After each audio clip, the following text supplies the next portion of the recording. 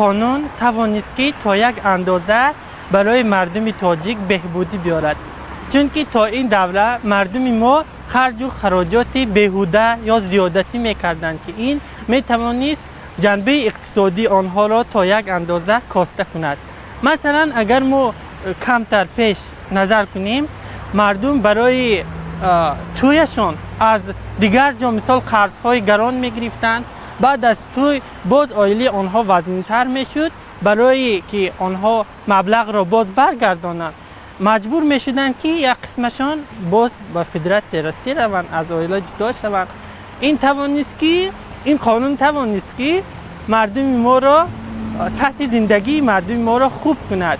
آنها می توانند با خرج کم توی و مراسم های خود را گذرانند و می توانند عائله خود را از جهت اقتصادی خوب نگاه دارند. خودی رو رعایت نمیکنند. چیزی که دیگه هستن مثل قانونشون رو بگیرید، ما قانون کار نمیکنیم. بوده با جامعه کنن، بوده با معرکش نمیکنن. ما کاملا در واقع موندگی بخیر. معلومه زیاد دعوت میکنن، مثلا تمام خود میکنن، زیادی میکنن، مثلا استریف پوری میشه. بعد بسیارش قرض میکنن، باسکی میکنن، میگن این خیلی کم، این خیلی میکنن. رئیس قشتا اهمیت نمیدن، رئیس جماعت اهمیت نمیدن. همه خیلی از خود. ما بچه دیوت خودم. گذراندن توی دامادی عروسی رو با یک تنظیم خوب هم با تنظیم درآورده شد، هم امروز میتوانند مردم با یک آسانی، با یک مقصد شرایط نقض، با یک امکانات خوب همین جشن و مراسم ها رو مقصد گذارند. با فکر من خوب شد که مثال بای کمغل یکشی خیلی مثال ممکن مردم هست بکنن چیزا مثال چخیل بگم اول ده نمود میکردن باز خوب شد که نمود شد برای مردم مثال چخیل بگم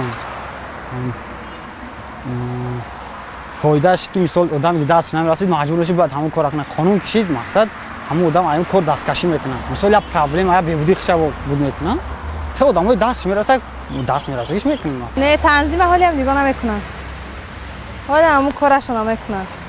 حالی اگر راضی بینین همین بویای نگاه کنین درجه درجه این چیزای همه رستوران هم میکنن.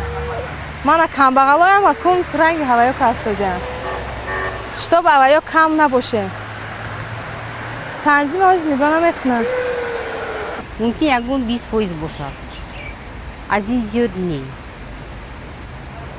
از این زیاد نی برای چی؟ برای اینکه هر یک آدم میخواد که از یک دیگریش نقصر باشد، خوبتر باشد. خیلی قانونه میبرند، لیکن تو چی اندازه، تو چی درجه اینو باید میشود، اجرا میشود، با فکر من 20%. از این زیاد نی.